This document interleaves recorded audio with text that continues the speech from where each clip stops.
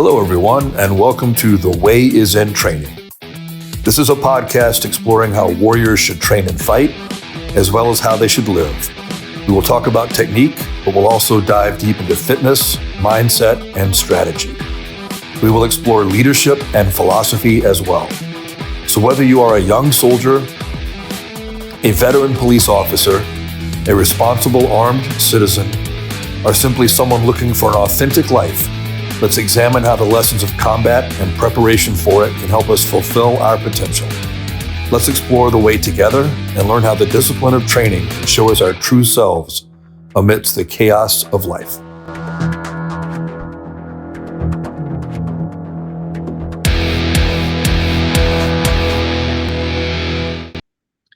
Hey, everybody. Welcome back. On this show, I've got a guest that I'm really looking forward to because this is actually one of my old teammates from a previous life. So this is Dave. Dave and I go way back. We served together in the Army. We were in Afghanistan together, and we have a lot of common interest. Those of you who know me well enough know that I'm basically a geek at heart on the inside. Dave has me beat in that arena 1,000%. Like I'm the amateur and Dave is the professional. So, but all in all, very good Special Forces medic. He's now the medic on a large state level SWAT team. So still doing the same thing, even though he's out of the Army. And I'll let Dave tell you a little bit more about himself in his words. So go ahead, Dave. Let everybody know who you are, and kind of what you're into and where all this comes from. All right. Well, name's Dave. And basically I went into the military back in 91 and did my goal was eventually to get into Special Forces. So I did the Airborne Ranger thing and then eventually went to selection and then went to third group and had a good time there, did a lot of good things there. And this was all before 9/11. So things were a little slow and I had a little bit of a break in service. But of course, right after 9/11 kicked off, I went right back in, hooked up with 20th. And because I knew they were going on a trip. And then my plan was to, after that, just say, hey, I just got back from a trip and, go active duty.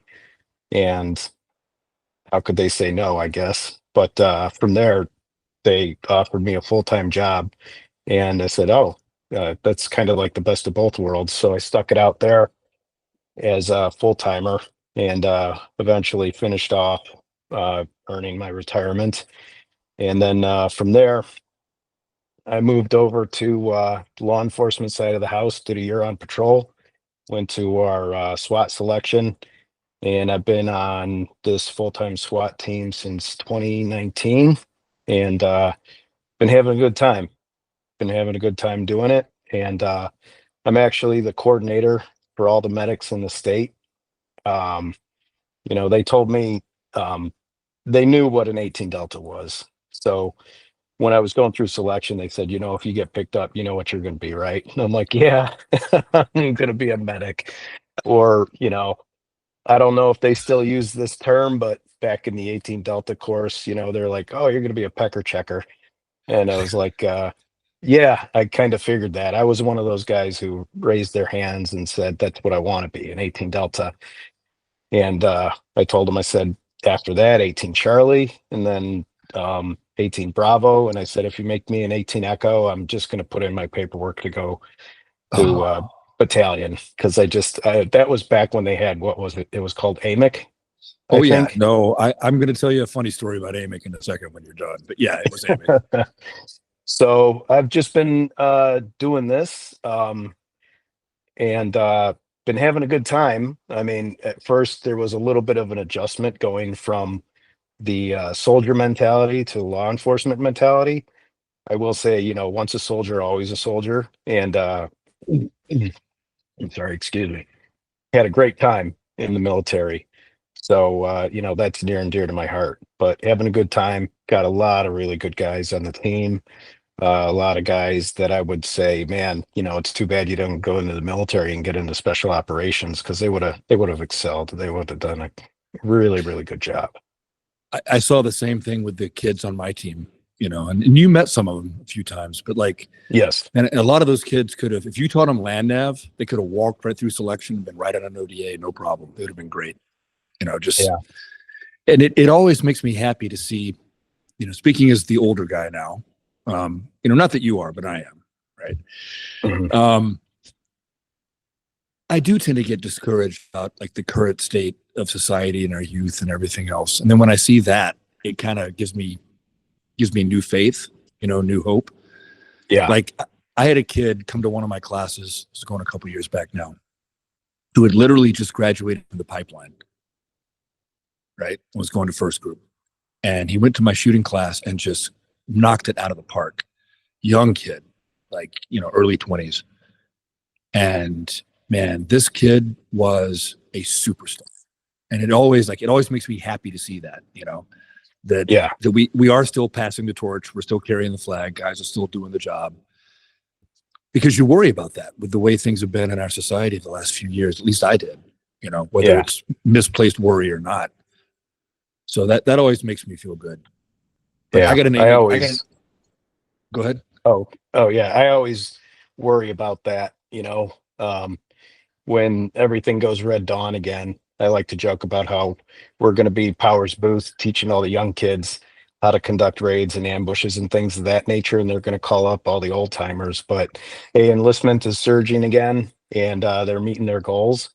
And I've actually had quite a few parents who work in law enforcement, or they work in an administrative position for law enforcement. And they're like, hey, yeah, I overheard you guys talking about the military stuff, because we have a lot of combat veterans on our team also, Yeah. Marines and Army guys. And they, I'm like, yeah, please give them my number, give them my name, have them call me.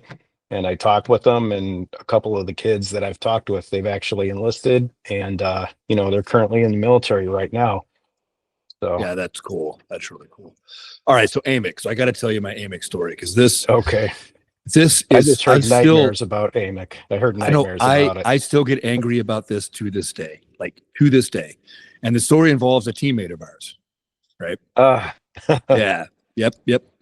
So I'm in AMIC with Rick, and he had hearing loss from Panama, right? So he's just bombing AMIC. He's just can't keep up. It's just crashing him.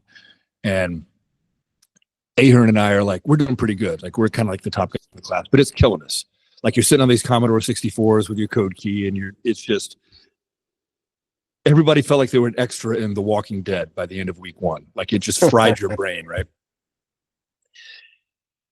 And Rico keeps failing tests. And we're like getting worried about it, because, we all love the guy. We're like, fuck, he's not going to make it, man. They're going to kick him out. He's going to get kicked out of the pipeline over Morse code of all things. So he gets called into the office because he failed another test. And we're like really worried about it, right? And he comes back out, and he's got, that big goofy smile Rico's got. Like, oh yeah. And he comes back out and he goes, I'm going to be an 18 Bravo. And I got so angry. I swear to God, I wanted to punch him in his face. I was so mad, because all I wanted to be was an 18 Bravo. I didn't want to be an Echo. They sent me to that. I didn't ask for that. So to this day, I get so angry at myself, not really at Rick, but at myself, realizing that if I had just failed, I'd have been an 18 Bravo. And I just couldn't do it. I just couldn't do it. I had to try to do my best. Yeah. So anyway, that's my AMIC story. But oh man, AMIC was miserable. I think I still got my code key in my garage somewhere. Yeah, I have a few heirlooms from my old 18 Delta days that I just can't part with. But I've replaced stuff with a lot of new equipment. I mean, there's a lot of great stuff out there, but there's always a couple things that you hold on to. So, well, this is the kit from our trip. Oh, okay. Yeah. It's still got. Is that one of those mock 2x4 stands that we built? Actually, no, it's a commercial one I found. It's the same idea, but it's metal and it pops together and you can take it apart for storage. Oh, nice. But it's the exact same idea as the 2x4 stands we built. Yeah, it's the same thing. Yeah. Oh, those things were nice. My wife actually bought me one for my stuff, because I have a little area where I come into the basement where I can take off all my clothes, after shooting at the range. take a shower downstairs and then come upstairs, and lead free, good to go. Those things are very handy. So, but so yeah, I mean, kind of expanding, like you're talking about training, operations, things of that nature. So my biggest influence, one serious part of it and one not so serious part of it. But the two biggest influences, one, my grandfather, um, my mom's dad, he and his four brothers, they were all in World War II. My grandfather was flying in the bombers. He was flying over the hump, and he was resupplying Merrill's Marauders over there Hmm. that were fighting. And good old Italian kids went off to war in their late teens, and his brother was in the third ID, and his brother took some shrapnel when they were surrounding some Germans in a French village. The tank got hit. So a couple of them saw some serious, like I think my grandfather, he had a couple crash landings when they were flying back to the over to the Pacific Theater there, back into can't remember exactly where they were flying out of, but so they saw some stuff. And they never really talked too much about it. But as I got older, my dad, he's an American history teacher, so I was always interested in reading about history.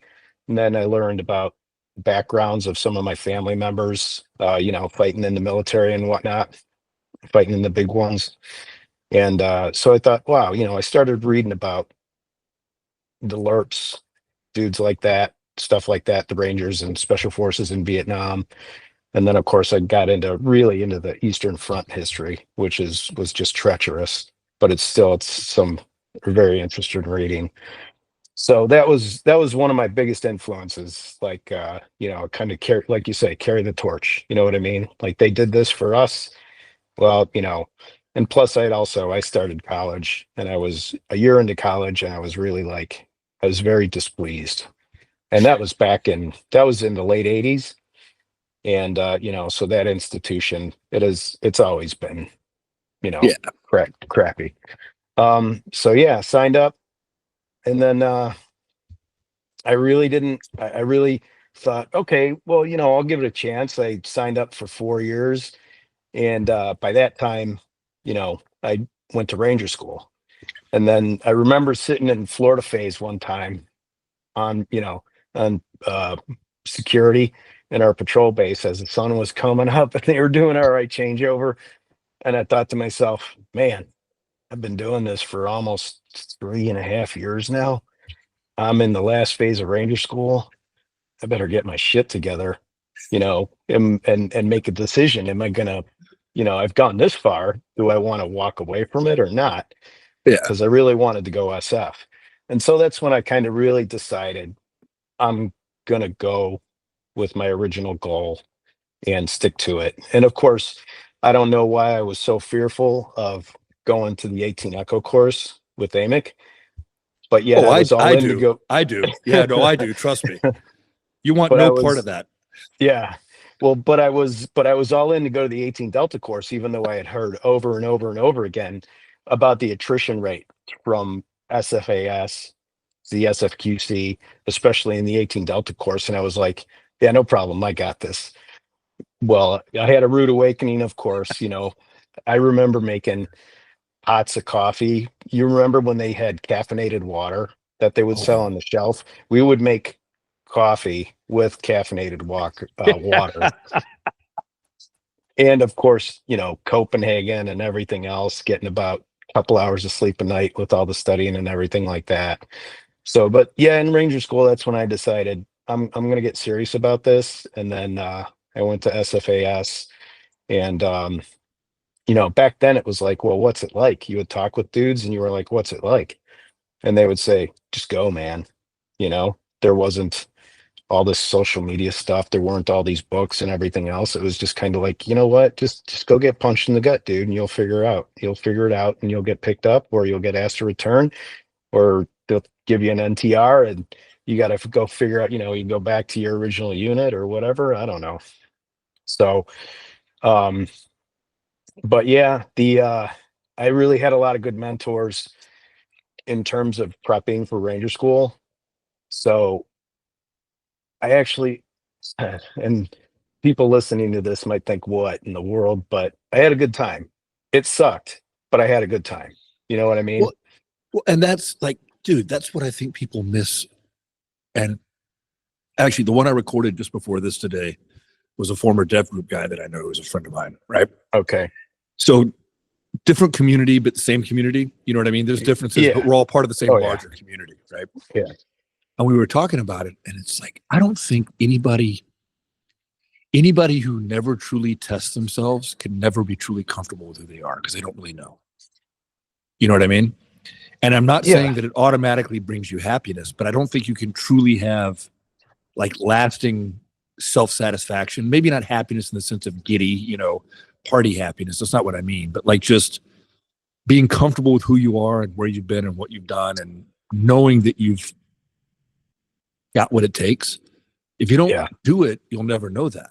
And you'll Yeah. always feel, I think, at least I would always feel kind of hollow, you know? And we grew up watching a lot of the movies with you know, the old tough guys like Charles Bronson, Lee Marvin, you know, all those guys, watching all those great old war movies and things like that. And you're always just kind of like, would I be able to do something like that? I know this is a movie, but you know, it's like, would you do you really have the metal to to do something to that nature? So, you know, whenever you get into the army, that's one thing. But when you transition to soft, you know, I think there's a handful of different reasons why you do it. And one of them is somewhat self-serving. But of course, the other one is you want to go and do good things for your country, you know. But there's that self-serving thing, like, am I going to be able to, you know, can I do this? So Yeah. And like, so like you and I are both big time, like science fiction, fantasy comic book geeks. Like that's one of the reasons we get along.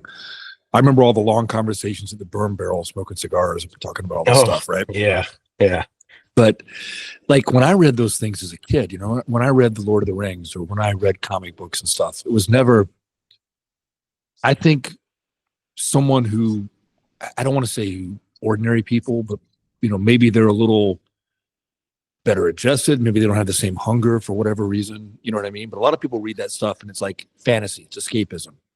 yeah. And I'm not saying it's not fantasy, but I always wanted to be that guy. I didn't want to 100%. read about, I didn't want to read about Aragorn the Ranger. I wanted to go be Aragorn the Ranger. You know what I mean? Like Yeah, yeah. And the other thing that I was referring to, the other funny part of the motivation was, you know, watching the old 1960s cartoons of Captain America.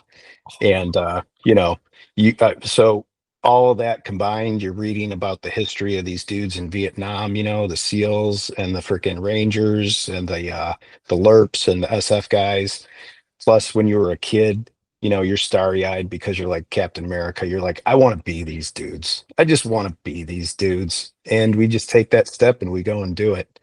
And you know, it's no regret, no regrets. So Well, and I always tell people that, you know, because there is a price you pay, right? Like, you know, I'm 100%. I'm sure you got a pretty stout rating too. You know, there's a price you pay, oh yeah, yeah, but that's the entry ticket to a world that most people only read about. Like anybody that read, like, you know, the Iliad by Homer when they were in high school or college, right? And it's got these larger than life heroes, or any of the stuff about King Arthur or all that stuff. Like you and I got to be around the real version of those kinds of people. yeah. Well, you remember Jeff, right? Oh yeah. Jack Lemmon. Yep. I remember we were sitting there one time in our hooch in Afghanistan, and he just looks at me and he goes, you know, I kind of look at us as like the you know, we're like ambassadors, like the Jedi Knights. And I was like, dude, are you seriously laying this on me right now? I'm like, I'm the nerd. I've never, you know, never heard him say anything like that before, but I just had to laugh. I just had to chuckle. And I was like, yeah, okay, that's cool. Because yeah, you know, I saw Star Wars in the theaters when it came out in '77. And of course, when Obi-Wan Kenobi pulls out the lightsaber and he's like, this was your father's lightsaber. And, you know, it just brings back like we read, you know, King Arthur, all that other stuff. And so Jedi Knights were new. And it was like, what is this? What are the Clone Wars? And you're like, ooh, war. So I don't mean to go down that rabbit hole, but it's funny because when I do talk with people and they ask me, well, what made you get into this? Those are the big things. It was just it's just a mixture of reality and the fantasy that I was exposed to growing up as a kid. And I ultimately said, I'm going to be one of these dudes, Yeah. and now I'm the old dude, because I remember, Now we are Obi-Wan. We're not Luke anymore. We're Obi-Wan. yeah, yeah. Because I remember I had a platoon sergeant who was with the 173rd in Vietnam. And then we had a guy on our team. Yeah, Chief. Yeah, Chief. He was with the 173rd in Vietnam. And then I had another platoon sergeant who was a grenade operator and a Panama guy, you know? And so you're just like, man, when did you go to Ranger School? Yeah, back in 74. It's like, oh, geez, wow, I was 3, you know?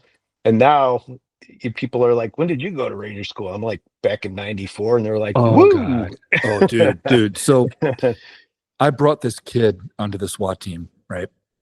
And really squared away kid. We had to kind of rein him in a bit. He was his aggression needed to be tempered with a bit of control and common sense. But once we wired that tight, he was solid and good to go, right? Yeah. So this kid had been in the Army long enough to be an NCO with combat tours as an NCO with the 82nd Airborne. Okay. Had gotten out and become a cop in Chicago, which takes a couple of years. You don't just go apply and you're hired the next day. Like, it takes a couple of years to get on. Yeah. Back in the day. Yeah. Then there's a couple of years before you can try out for SWAT. Yeah. So this kid had been through all of that. And my black beret was older than him. That was when I knew I was the old guy. I was like, really? Really? You weren't even born when I started this stuff. Yeah. Because it wasn't like he was 18. I mean, the guy had some seasoning. He had some experience.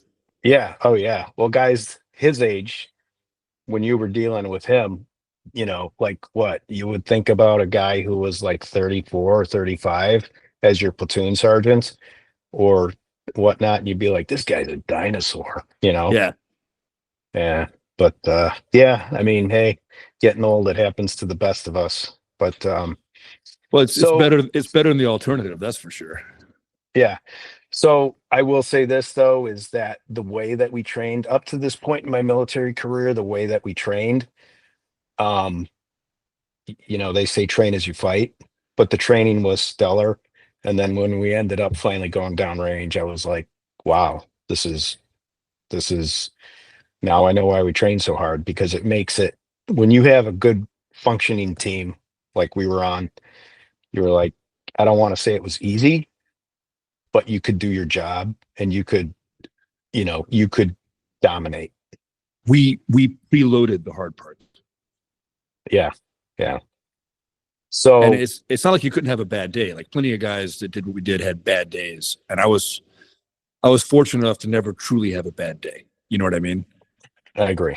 Yeah. And yeah, I think we've all had friends that have had bad days. Yeah. And luckily we got out. But apart from that, it really was a lot easier than the training. Like, apart from the bad days, Yeah. Like I remember. Go ahead.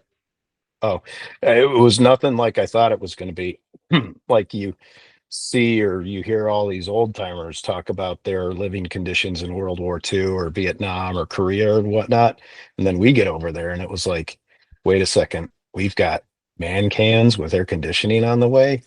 When you've been there for a while and you're building a fire base and you finally get that, you get out of the tents that you were living in January and February and you go into a man can, you're like, this is paradise.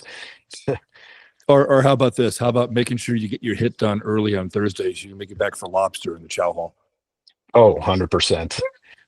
That's just like when we have jobs on in my current situation, when we have jobs on a Friday morning, it's like, oh man, this is almost like a 4-day weekend.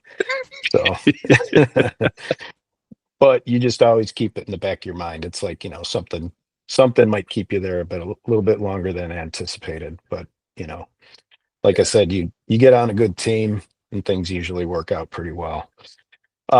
So yeah, kind of sticking with the theme, like with training, I would say, because by this time I was an E5, and I had made it over to, I went back CONUS, and I ended up going to the 82nd for like a blip in time. And I immediately dropped my paperwork to go to SFAS, and boy, did they hate me for that. But I left without hesitation. 82nd, great place. As a matter of fact, Petraeus was he was my brigade commander. I remember him coming in. That's how old I am. I remember him coming and talking to us before we were doing our mass tax and stuff like that. And I was like, oh, that's pretty Oh, cool thinking about it now. I But yeah, man, the the way you guys jumped in the 82nd. Oh my God. All the mass tax. oh, well, there's nothing more appreciative like when you run into an SF guy who was in a conventional infantry unit in the Army, but there's nothing better than an SF guy who was a Marine. And once you beat the Marine out of them, they're just like, wow, this is great. Rico. Yep. Yep. No, I knew who you were talking about. But yeah, so I mean, and then moving into the 18 Delta course, like the training was stellar. I was one of the guys. I had to go, and I was in a holdover situation for a while because this was right when they were completing the new facility. So I was hanging out at the old facility that was right across from the Kentucky Fried Chicken at Bragg, and over there by the Class 6 store and the Burger King. And but then once we went into the new facility, it was phenomenal. I mean, they fought tooth and nail to keep the curriculum the same, but they also added it to where we made it through, and we actually got our national registry paramedic stuff, and then we moved into the second portion, the austere medical stuff, and that was great. And then ended up going to third group and still learning the ropes, and figuring out how all the training and operations go and everything, and ended up going, I mean, I went everywhere. Went to Africa, went over to Bosnia, did all that type of stuff, learned a lot. And then it was getting pretty boring, and I was like, man, I don't know about this, and had a little break in service. But then of course 9/11 kicked off, as I had mentioned before, and went right back in. And I admit I was a little hesitant with the guard, but I immediately hooked up with our team, and I met these guys, and they had already been on a trip before. And a handful of them were active duty guys, Big Rick and whatnot. So it was like, wow, never skipping a beat. And it was even better. I found, I'm gonna promote the guard in that sense, that like these guys were bringing their civilian skills over to Yeah. the military side of the house, and it worked out really well, especially when we were doing when we were interacting with with the people over there anytime we went somewhere. So When I learn, when I first joined the military, like the guard wasn't on my radar. You know what I mean? Like I wasn't even thinking about that. yeah, And I kind of lucked into 20th group. And I got to tell you, I'm so happy I did, because I think if you're on a good team, it is the best deal in the military, I think. it's I the best of really both do. worlds. It's the Yeah, best of both worlds, especially without a doubt. especially when, I mean, nobody wants to go to war, but that's what we signed up for, and that's what we were prepared to do if it came to that, and we did it. Um, but during the wartime army, it was the best of both worlds, and it was really rewarding.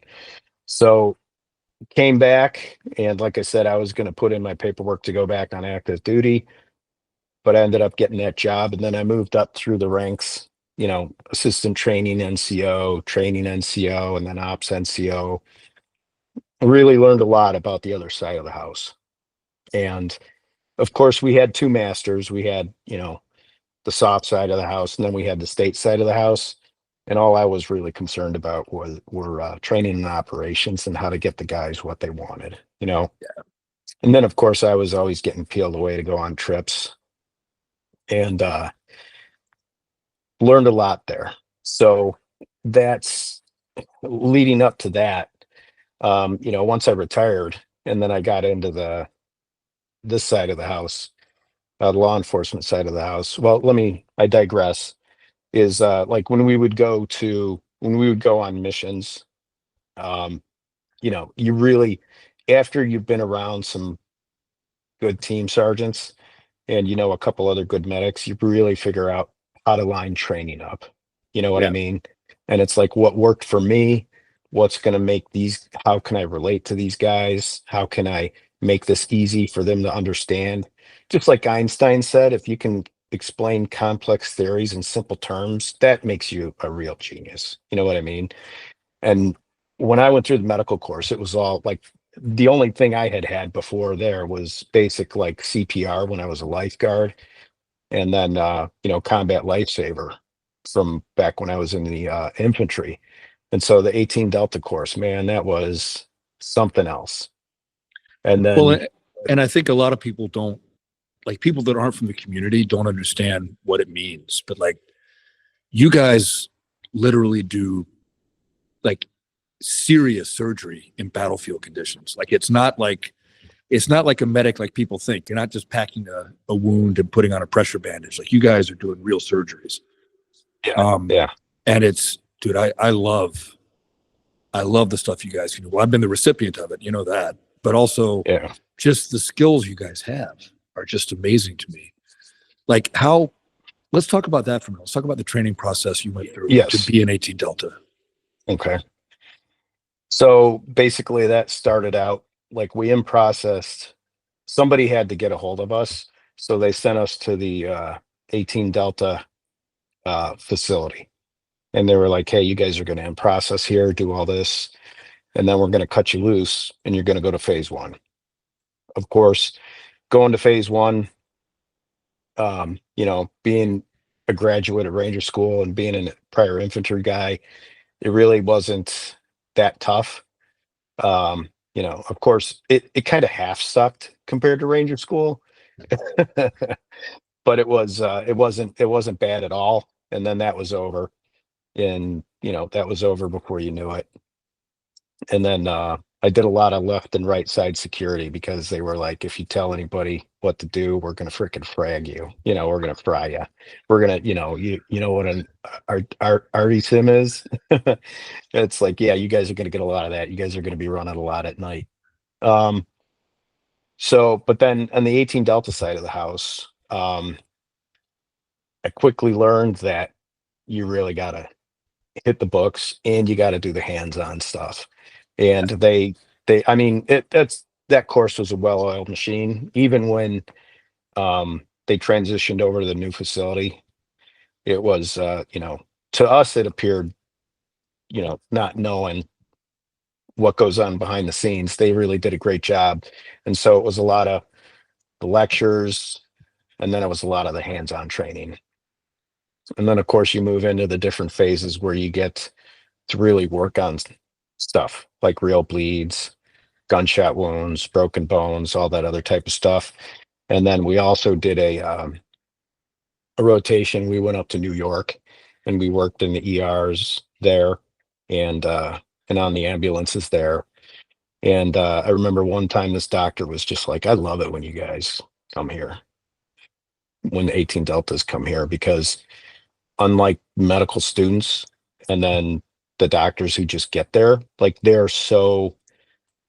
have to do so much. They have to so much book learning, and they really don't get an adequate amount of time to do as much hands-on." He's like, "I love it when you guys come and work for us because you guys want to dive right in. You guys want to learn. You've actually, you've done chest tubes, you've intubated people, you've done all sorts of stuff." And then they didn't hesitate to teach us a whole bunch of different stuff. Like when I had my little break in service, I ended up working for a like sports medicine dude, and learned a lot there, and orthopedics and whatnot. Right. And so that's why I think it was on the trip before, it was on our other trip, not the trip that you were on. I ended up, I don't say anything to beat my chest, but I was very glad, like somebody, there's always a reason for something happening, because I was kind of pissed off, like, oh man, I wasn't in the first wave or whatever. But I ended up going and working for an orthopedic guy, sports medicine, etc.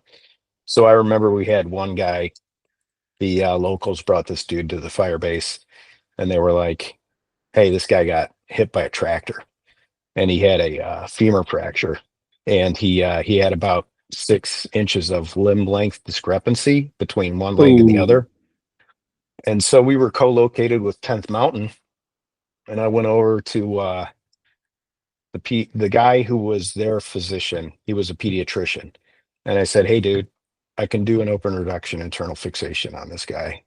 So we came up with a plan. I was like, you're going to do the anesthesia, I'm going to do the surgery. And then we had a bunch of the the intel nerds that worked with us. I had those guys come over and help and pull traction and everything. And so I did an open reduction internal fixation, got him back to maybe about a half an inch of limb length discrepancy. And then we ended up getting him, we weren't able to fly him out, but his relatives took him to the next echelon of care at a different military base. And they were just like, who are you? Who, you did this, And they're like, well, we had to move one of the pins up just like maybe a quarter of an inch. But, so it was like, it just speaks volumes that I was able to get that additional medical training because, like I absolutely, they used to have those phases when you were in group where you'd have red, green, and amber phase, whichever order they had it in or whatever. And so when we were in, I can't remember which one, when we had to go work at the TMC and all that type of stuff. But when you're an 18 Delta and you hang out with other 18 series guys, all you end up talking about are guns, beer, cigars, girls, stuff like that. But when you're an 18 Delta and you start hanging out with PAs and doctors, you really learn. You know what I mean? And so that was my life for a couple of years. Day in, day out was medical stuff. And like I said, I was one of the guys who wanted to be an 18 Delta. And it just really paid off in the long run. So by the time that I ended up going on the GWAT tours, it was, I felt much more confident as a medic, and just praying to God that nothing bad ever happened. Because I have another little saying is the best 18 Delta is an unemployed 18 Delta, because that means ain't shit happening to your guys and everybody's pointing out. so I'm gonna tell a tale on myself for a minute from working with you, because you were so annoyed with me for this, and I don't blame you. Like, you were so aggravated with me. We're doing I think we're just doing a cordon search, just walking around through a village, seeing what we saw, right? And this guy comes running up to me, and through our interpreter, through larcenous little Ali, tells me that his son has fallen off a roof and has cracked his head open. So I have visions in my mind of like getting you gainful employment and like building rapport with the locals and all the stuff we're supposed to be there to do. Because I think this guy just fell off the roof. I think he's like laying there bleeding. Yeah. So I wrote a field like, hey, I got work for Dave. Let's go fix this guy. And I get the whole team is like changing directions. We're doing this. We're going to find this guy's kid. He fell off the roof 5 years before. He was a vegetable. Yeah. And you just looked at me like, funny. You just looked at me, this look of disgust on your face, like, Matt, I can't do a damn thing for him. Like, I know.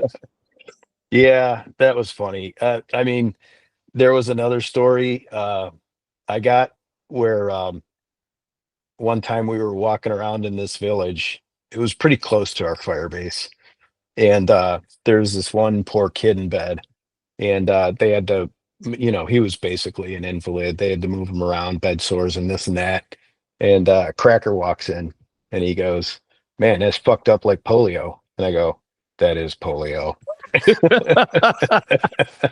So that right there, like, I wouldn't expect you to know to ask a couple questions like, well, when did this happen, before you actually start to talk to the 18 Delta, but I remember that vividly, and I was just like, yeah, I can't do a damn thing for him. I felt horrible because we got these guys' hopes up.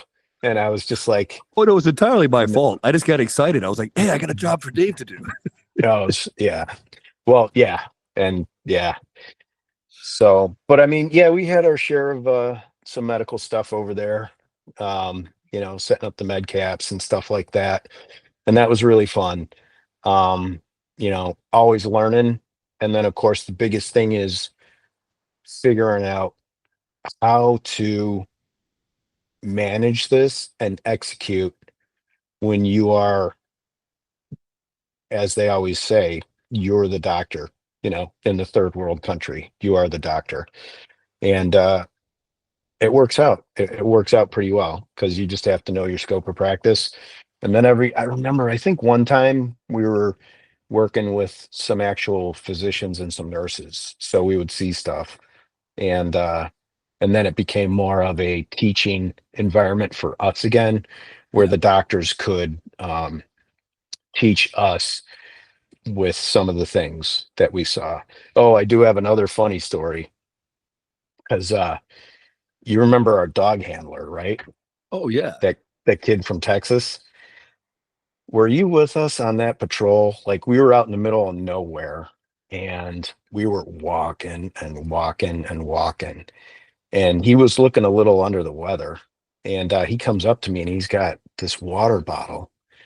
The water bottles that we always got over there, the plastic ones. Yeah, the And Nalgene's. Yeah. yeah, and it was about a third of the way full. And I look at him and I go, "No, thanks, dude. I don't want any." He goes, "No, no," because he hadn't said anything. I thought he was coming up to offer me something because it looked like he had made sun tea. You know what I mean? Like he put a bag of tea in a water bottle and let it cook in the sun. And I was like, "I don't want any." He's like, "No, dude, this is my piss. I don't feel good." I was like, "Oh man, that's Yeah. full on." I'm like, "This is full on rhabdo," you know? And so I was just like, I was on that one. I remember that. yeah. And so I ended up, well, the funny part about that story was I'm like, so immediately I turned, team sergeant, "Hey, how much longer before we actually get there?" And they're like, "Okay, this far." I'm like, "Well, hey, our K9 guy, he's a little under the weather. We just got to keep an eye on him, make sure he's good to go. But we need to, we're going to need to stop soon so I can take care of this kid." And well, we end up getting there and I go through the whole thing, the whole protocol for rhabdo, etc. And I remember, I think it was still the 10th Mountain because they were all over the place. It's like the 10th Mountain, man. They're like the Marines of the Army, you know. Um, and one of the 68 whiskeys or whatever they call them now, one of the regular medics comes in and he was like, "Hey, we got a physician over there a couple rooms down. Do you want him? Do you want me to go get him?" I was like, "No, I'm just gonna finish doing my thing, and then after I get this guy good and cooled off and everything else like that and well hydrated, then I'll go talk to him. I'll do a consult with him." And so I go and I talk to him. I walk in there and I was like, "Hey, doc, how you doing?" I introduce myself. And he was just this big, muscular black dude. I mean, he was like freaking, he was like, I mean, the first thing I saw him, I was just like, "That's Ronnie Coleman." I was like, "Holy shit, that's Ronnie Coleman." And then I go, "Hey, doc, I got to do his consult with you. And if you don't mind double checking my work, I just want to make sure my dude's okay."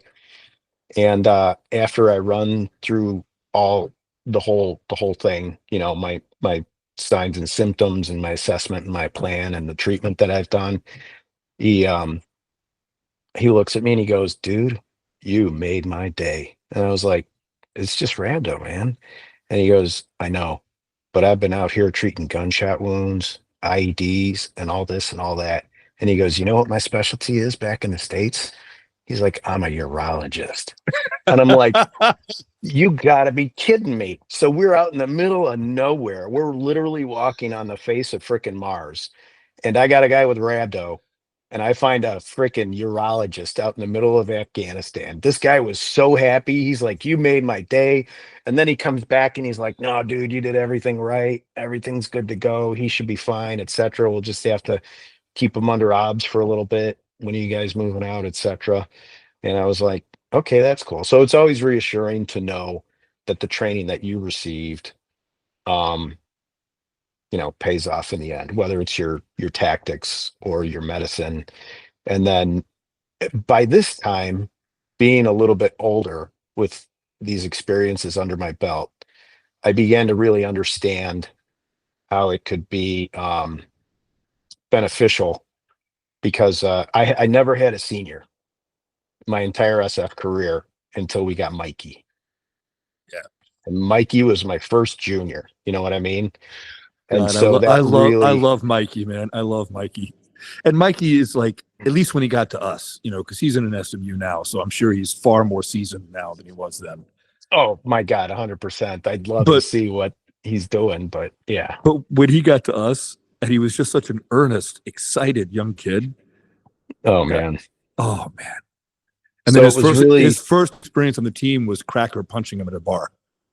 yeah, yeah, that was, yeah, I forgot all about that. That's hilarious. He's like, you ripped the buttons off my shirt. Wham. Because yeah, Mike did not Mike must have had some engine in him because when he got the fire water in him, he was yeah, he separated from reality.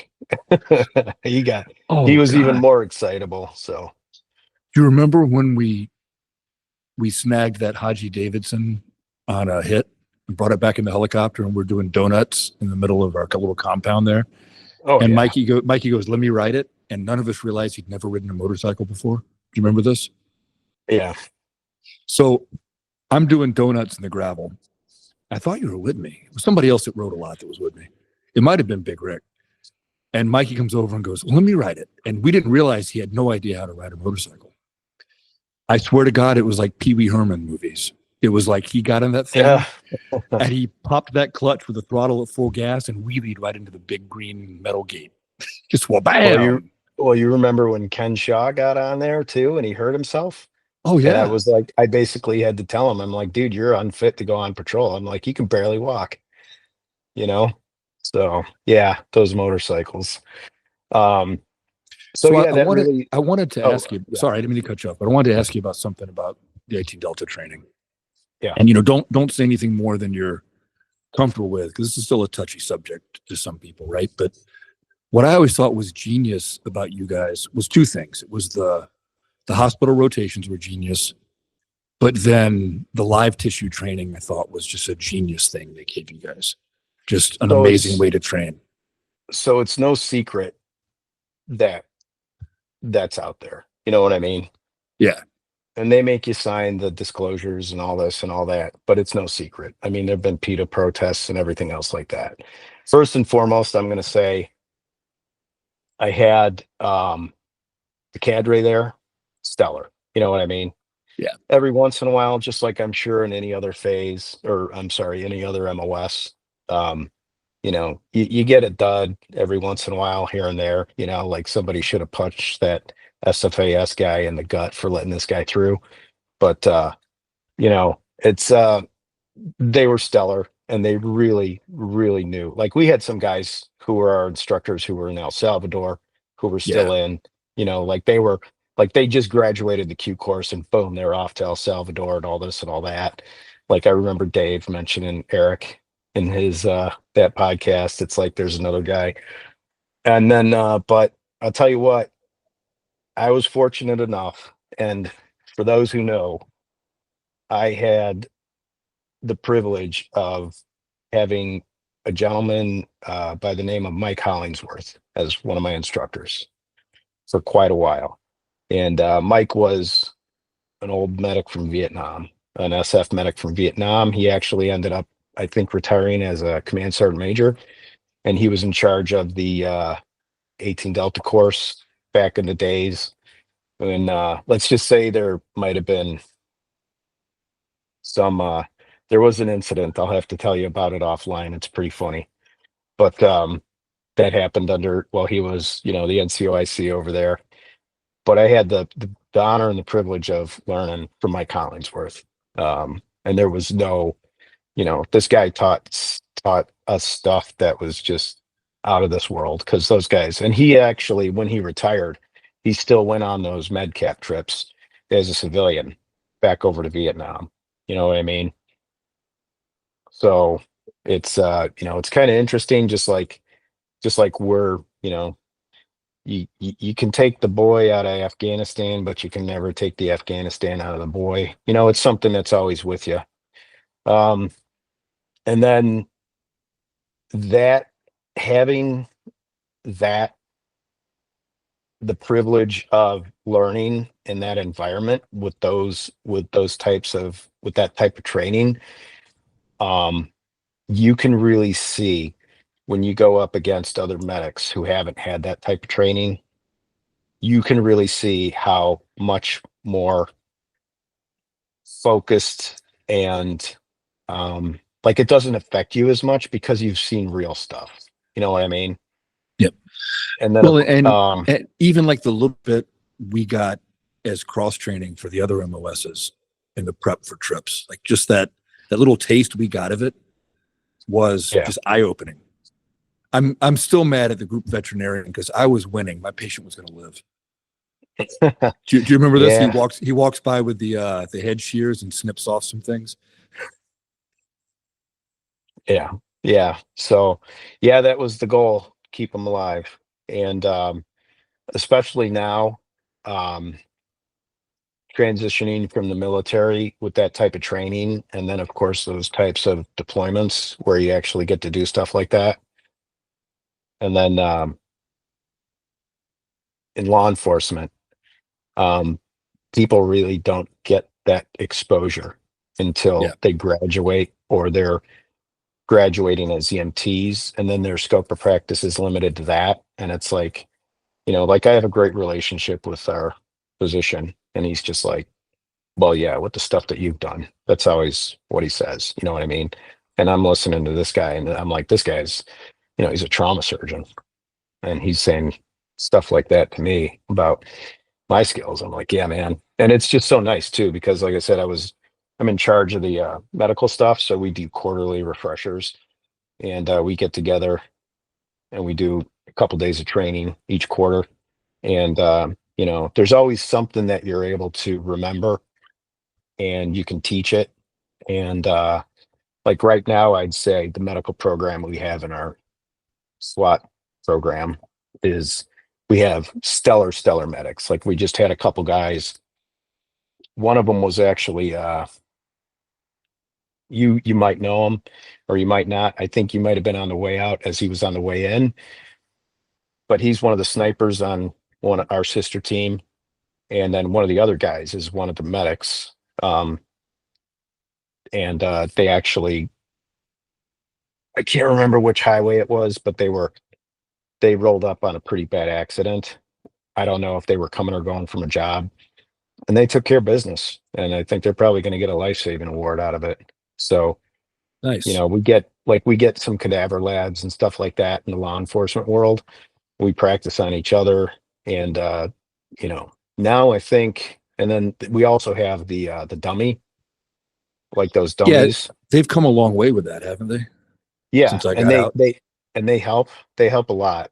But I think, like I said, I don't want to sound like I'm beating my chest or anything, but one of my old team leader told me, you know, he said the stuff that you've brought to the medical program in SWAT has been fantastic, phenomenal. We would have never thought of stuff like this. And I was like, man, that's just how we did business every day in the Army, you know, as an 18 Delta. And I think it's really, you know, from the time that I got here to now, it's just really with the training that I've brought to the table, of course, you know, under like our physician and stuff like that, is just exposing these guys to these types of situations. Like we've had a few incidents that have happened to, you know, some of my fellow counterparts or teammate.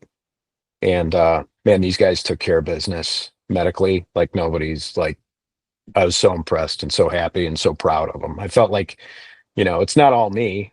It's not all me at all. But, you know, I felt like a proud dad. You know what I mean? Because these guys Yep. did the right thing. People lived, and we got the bad guy. So, but just like I know you talk a lot about it when you teach your courses, and you know, we harp on it like repetition. So I kind of broke it down through my training. Like Ranger School, just learn what they want you to learn and get that right, and just do it like route memorization or methodical, repetition, and do it so you can get your go.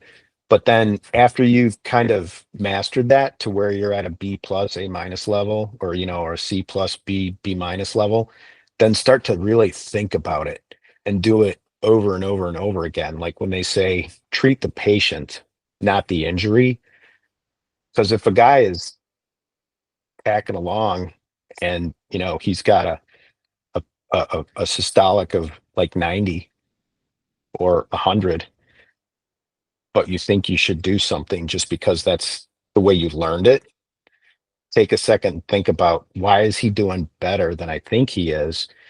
Is it because it's good or it's bad? And then you can treat the patient. You know what I mean? You always have Yeah. to be careful because you don't want them to fall off the cliff. You don't want them to start decompensating or this or that. But I've found, just like with shooting, you do the same thing the same way every time until you learn something new that works better for you. And then you practice that and practice it and practice it, and you do the same thing the same way every time. And, you know, if something does go wrong, usually it's circumstances that are beyond your control because you are not in a hospital, so to speak. Yeah. You know what I mean? Or you're not at a mobile hospital somewhere. You're still out in the field and the guy is laying in the freaking mud, and you're doing what you can with what you have in your aid bag. And God forbid, because what we could, we would carry what we could in the vehicles. And then, of course, once you went on foot, you could only carry so much. And then when you made entry, you could only carry so much before you could effectively, raise your rifle and neutralize the enemy. Yeah, it's like, try doing that with an aid bag on your back, like, full size aid bag on your back or a rucksack. That's why we always dropped our rucks at an ORP, Yep. Who wants to assault an objective with the rucksack on? So, but or something would happen. First thing you did is you drop your ruck and then you maneuvered on the enemy, and then it's like, oh, I'll find that thing later, man. Right now we got bigger fish to Yeah. fry. You gotta, So well, what's the big one? And I've heard a bunch of 18 Delta say this. You got to finish the fight first. 100%. Like there's no medicine in a 100%. gunfight. Like you got to finish Yeah. the fight.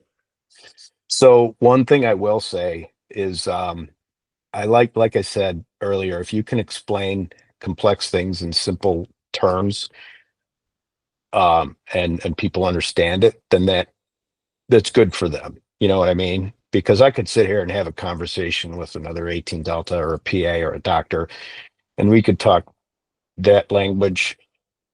And but when I go around, like we train some of the smaller units, the law enforcement units that work, like the uh, the Meg units or whatever you want to call them.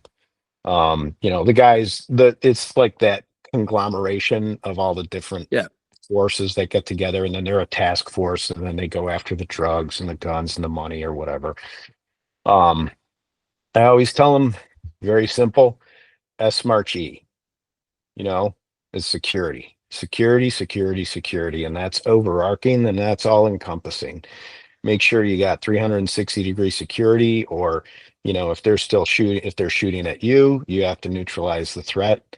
And then you go into M, massive hemorrhaging, and then you go into A, airway, and then you go into R, respirations, and then C, circulation, and then H, head injuries, hypothermia.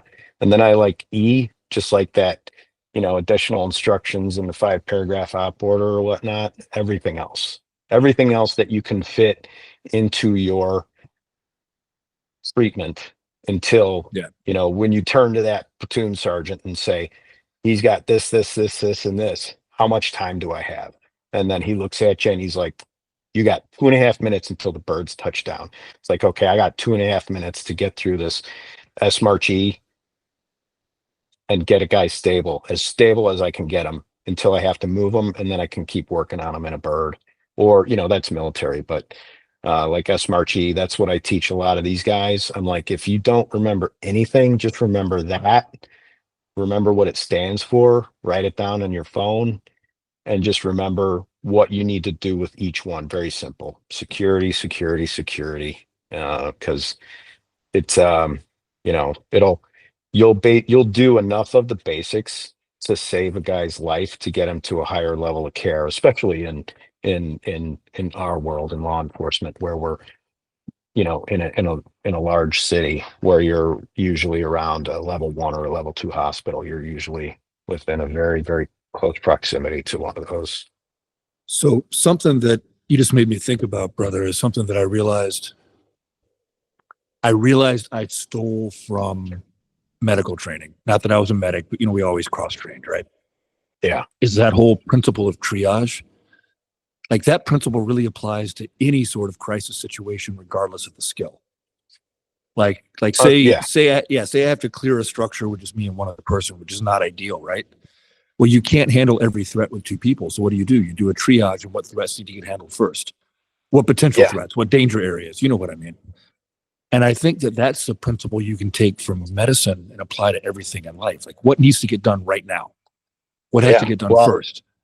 How many times in special forces and how many times on SWAT did you guys have arguments or discussions about CQB when you had specific solutions for specific problems?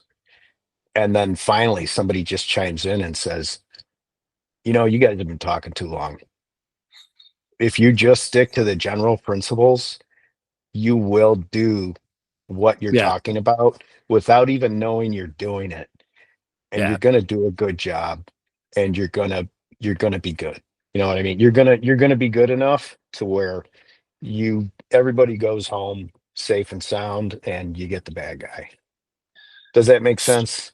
Yeah, that absolutely makes sense. And I think it's something that a lot of people get wrapped up with the good idea fairy, right? They start thinking about ways in the moment to make things better, when in the moment, sometimes you just need to do what needs to get done right away. And then you can go back and make them better later, but it's got to get done, you know? Yeah, because I by no means am smart. I don't know about that. All right, so one thing I wanted to ask you before we wrap things up, because I definitely respect your opinion on this. Say you're a civilian who carries a gun for self-defense and has got like that kind of like self-reliant mindset. Or say you're law enforcement, but you're in a smaller agency or a position where your agency won't train you in medical stuff. How would you recommend somebody go about getting the basics for what they would need to at least be able to take care of themselves or another in an emergency without breaking the bank? Like what resources would you recommend? What training would you recommend? Remember, somebody who's they're not going to get training from their agency. They got to do it on their own. So, man, that's a great question, because that's really a great question. I mean, you and I, we've been so spoiled for so long. But if I had to recommend a route, it would be get involved in the community, because the community is going to open doors for you. And not so much open doors, but it's going to give you exposure to different people. You know what I mean? Like eventually somebody who is just Joe civilian might meet somebody who knows me or knows you. You know what I mean? Yeah. And then you get introduced to them at like a party, or, you know, like at daycare when you're dropping your kids off or whatever. And then they talk about it and they say, I've always been interested in this type of stuff, but I just, you know, man, I never joined the military. I didn't get into law enforcement, but, you know, I'm not a big gun freak, but I would like to carry a pistol to protect myself and my family, my home. Because there are enough of us out there. We're born with the the good person gene. for lack of a better term, where if we make friends with this guy, like for instance, I've done this with a few people that I know around in my neighborhood that have become good friends, is I'm like, hey, at some point in time, I can take you to the range and we'll go to the range together. And I can give you a few pointers. And I always start off, of course, with weapons safety and weapons handling. And when I've taught these people for free, or let me put it to you this way, one of my friends, he's a tradesman, like he has a skill. And I was like, well, I need some work done at my house. So, you know how much these lessons cost? I said, that's how much work I need you to do at my house. And then I'll take some time and I'll teach you all this stuff. So usually when I end up, That is the most Special Forces veteran way to solve that problem ever. you think I mean, so? oh yeah, think about all the things we did overseas, all the deals we made with other units and with locals to get stuff done. Okay. I see what you're talking about. And I'm like, you don't have to pay me in cash, man. You can pay me with your services, or, next time we go out, just buy me a meal and a beer, stuff like that.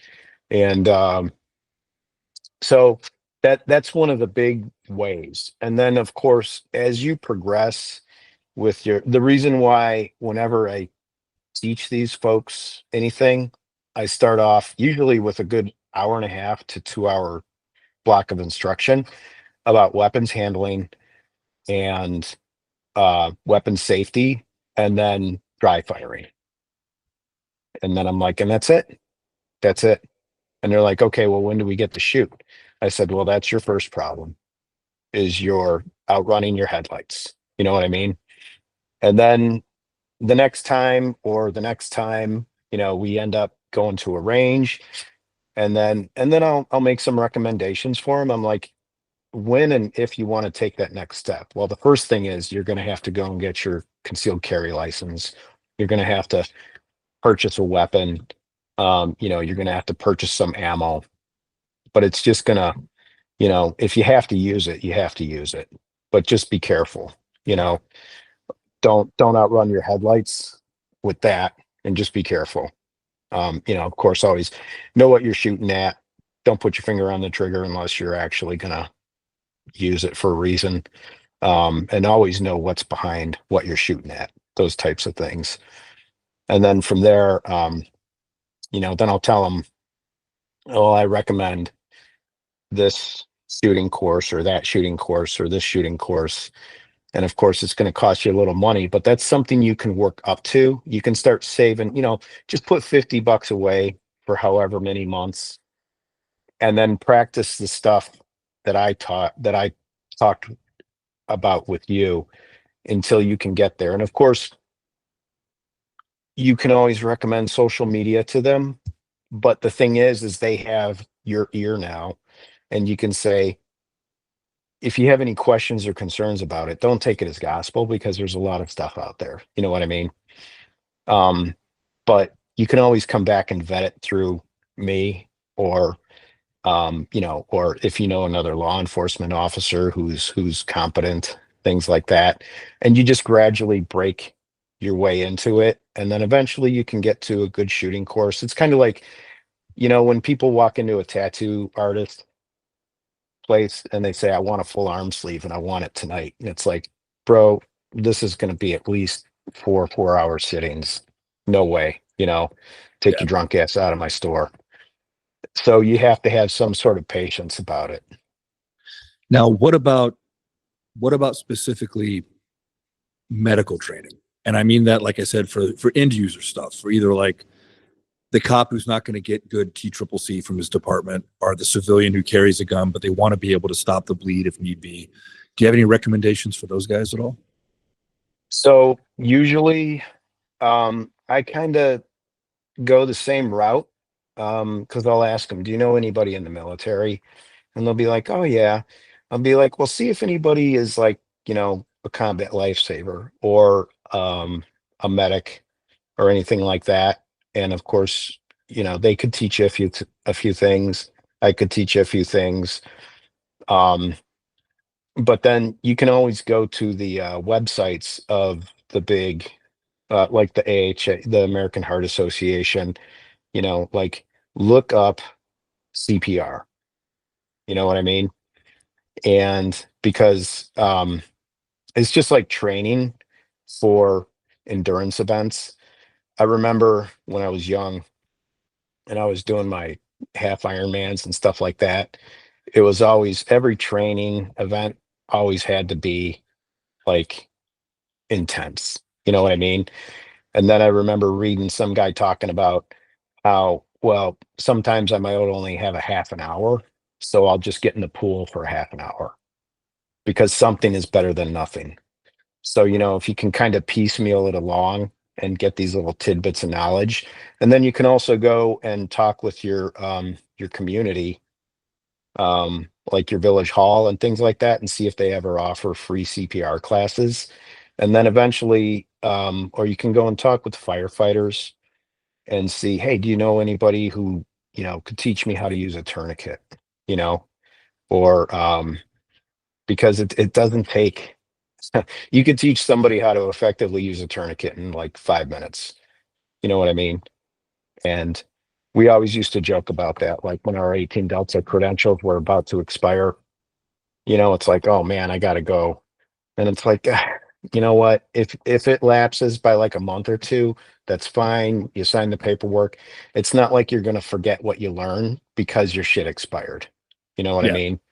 And then how many guys did you see in law enforcement who actually never were in the military, but they've been exposed to a 5 paragraph op order, or they've been exposed to some type of patrolling techniques that were taught to them by military guys. You know what I mean? And it's like, yeah, these guys, they got it. Um, so that's a great question. And that's a tough one. It's a slow burn to finally get to where you want to be, but understand that process. I guess you could relate to this a lot. Um, like with martial arts or going back in history, like to become a knight, to become a Yeah. samurai, to be, in any type of martial arts, things like that. You're going to get good at it. There's always going to be somebody better than you, but you talk with those guys who've been at it for 10, 15, 20 years, they started when they were like 7 or 8 years old and now they're 27 and they're pretty damn good. You know what I mean? But they still have a lot. And they're the first ones. They're like the most humblest people in the world. They'll be like, I still have a lot to learn, but I know I can protect myself and my family. And it's the same principles with shooting and with combat medicine, or I don't know what term you could apply it, but basically, like if you get in a bad situation, like say you're downtown somewhere and there's a mass shooting, and then all of a sudden you didn't run away, and now all of a sudden you got to be Johnny on the spot with trying to control Yeah. somebody's bleeding because the shooting has stopped, the bad guys left. Um, it's going to be a slow burn, and it might not be. You might not be where you want to be right out of the gate or a year later, but keep plugging away at it. And after a year or two more, with more exposure and meeting more people, um, eventually your skills will um, progress. But I will say this, and this is just a plug. If you really want to get into it and you really want to be privileged and you're young enough, go sign up. Yep. Go sign up, Uh, raise your hand and go be a law enforcement officer for where, because I remember you and I were talking one time and you're like, what are you going to do when you retire? And I was like, man, I don't know. I don't know. I really don't know. That's a great question. And you said you really should check out this particular agency's full-time SWAT team. And so you're the reason why I'm at where I'm at now because I did and I got there. And I always, I owe you a lot for that because you were in that environment. Fortunately, I met you through, being in the military and being exposed that way versus being a civilian who's just cold, looking at this stuff cold. right. But yeah, that's just like, when I talk with these young kids, I said, if you do one pump or you stay in for 10 years, 12 years, or you do your full 20, I said, you're never going to regret it, because just think of how much you were able to accomplish in your career, and think about what you would have missed out on if you did 20 years working at a bank. You know what I mean? Or not to knock that, but like, if you choose a different path, think of what you would miss out on. So Yeah, no, I gotta admit, my friend, I wouldn't trade either career for anything.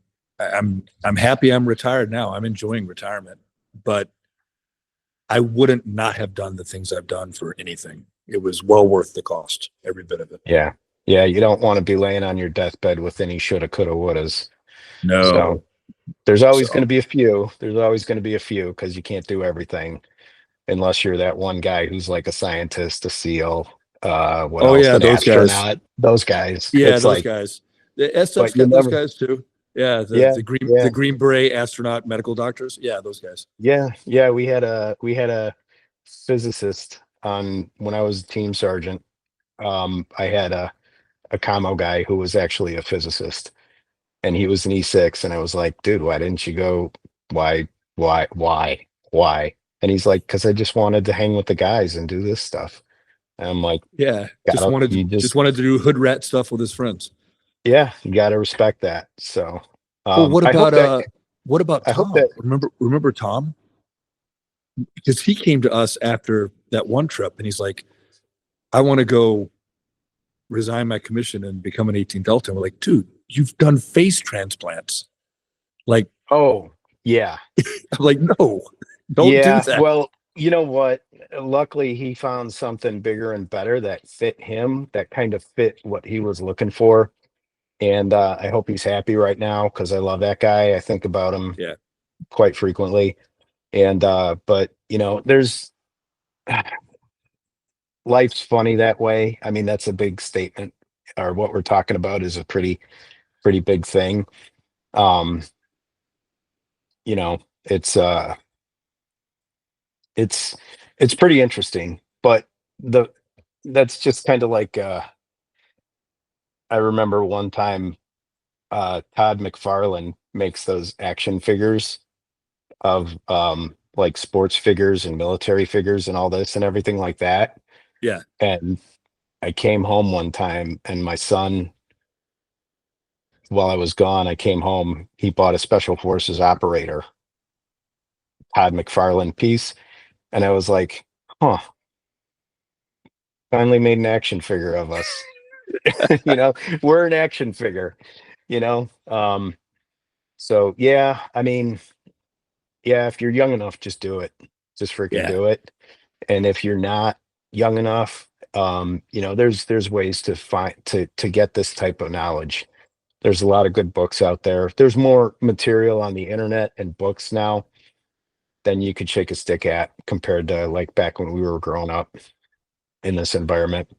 I hope that kind of answers the question. I wonder, what do you, not to expand on this, but do you have anything that you could add to it? Because I feel like, I I would don't know. think, I mean, I think it kind of depends on the goals, right? Like somebody who's like, how far down the rabbit hole do you want to go with it? It's like my shooting stuff. Like I didn't need to compete as much as I did to be good enough to defend myself or to be an SF guy or a SWAT guy. But I went down that rabbit hole. I Yeah, chased that dragon. yeah. So I think some of it depends on that. But like if you're chasing that medical dragon, man, I would tell people go be a paramedic. Like go do the training, even if you're never going to do it for a living. We used to send You guys from know, the SWAT team all the time. yeah. And you brought up something that it makes me remember. I've had kids come up to me, and they're just like, yeah, man, I want to be an 18 Delta. I want to be a special forces medic. And I eventually want to be a doctor. And I told them, I said, then just go be a doctor. Yeah. Don't even waste your time, because becoming a doctor is such a long process. I said, but if you want to be like an E who transitions over to an O, then go and do it. Go be an 18 Delta, you're young enough, because I met plenty of guys on my medical rotations who were PAs or they were physicians, and they used to be 18 deltas. Yeah. And that's the first thing they would always tell me is they're like, if you want to be a doctor, you better start now because it's a long process. I was like, I don't know, man. I kind of really enjoy the special forces mission, and I enjoy being an 18 delta. Sir, I'd love to be the guy calling the shots, but at the same time, I I fit in. I found my niche, you know what I mean, where I could be Yeah. comfortable. You always think, especially when you get older like us, you always think, man, maybe I should have done this. But I think by the time you're 35 or 37 years old, your path is pretty much forged. It's pretty hard to reinvent yourself once you're in your late 30s or mid 40s, but it can be done. I know plenty of guys who've done it. It Like can definitely. I remember when you came up to me, I think this was right on the cusp of your retirement, and you were like, I think I want to learn how to shoot really good. And I'm like, well, you already shoot really good. And you're like, no, I mean shoot like really good, like competition and stuff. And and then I was like, well, you went and did it. I'm like, hats off to you. It's awesome. And it's Just like like I I kind of went think of through. it. I'm sorry, I don't mean to cut you off, but I No, will no, go say ahead. Go this, ahead. dude. So I went through the police academy at 47. I went through SWAT tryouts at 48. I'm 54 right now. So you can do it, but you just have to have there's no such thing as motivation. It's all discipline. No such Yes. thing as motivation. It's all discipline. Motivation is ephemeral. It comes and goes, but discipline is the way you live. Yeah. So if you really want it, like they used to say, if it's in your heart, you're gonna get it. Yep. I think So like that's, how many guys did you know what that went through? Like I made it through Ranger School the first time. I made it through SFAS the first time. I made it through the Q course.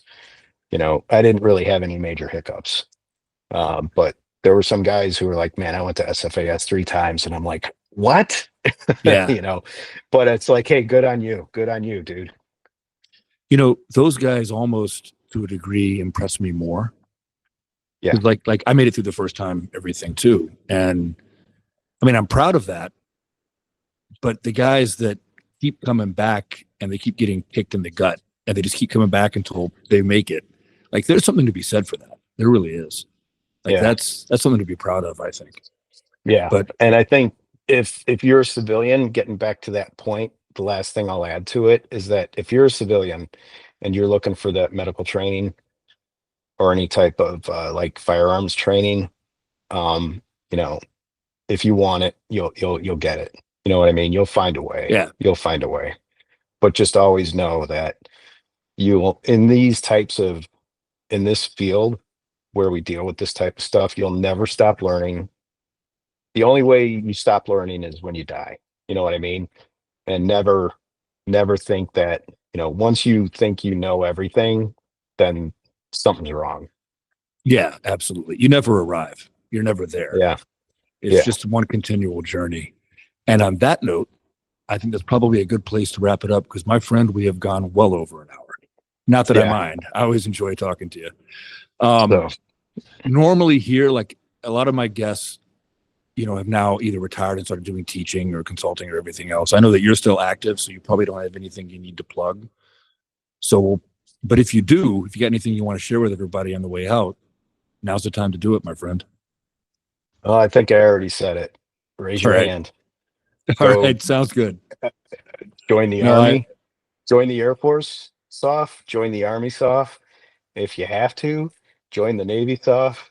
Uh, you know, if you have to, join the Marine SOF. Nothing against those guys. I know I'll probably you might catch some hell when this thing hits or whatever, but raise your hand and go and do it because you won't regret it, and you'll be you'll yeah you won't regret it. And same thing with law enforcement. It's a tough time out there for law enforcement. It has been for a while, but that waxes and wanes. But at the end of the day, you're getting up and you're going out there and you're doing right for other people, Yeah. keeping things safe. 100%. Well, thank you very much for coming on, my friend. It was great catching up with you. I always enjoy our Yeah. conversations. Thank you, Matt. You need It's to come. You need to come visit me in Texas because we are long overdue for a cigar around the burn barrel. 100%, I 100%. have a burn barrel that I got when we moved into this house because of the work we were doing.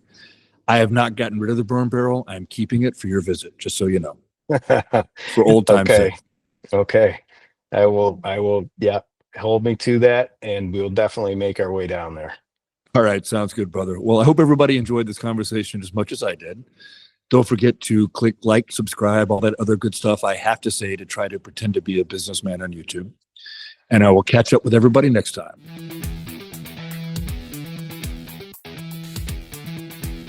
Thanks for tuning in, everyone. I hope you enjoyed this episode of The Way is in Training.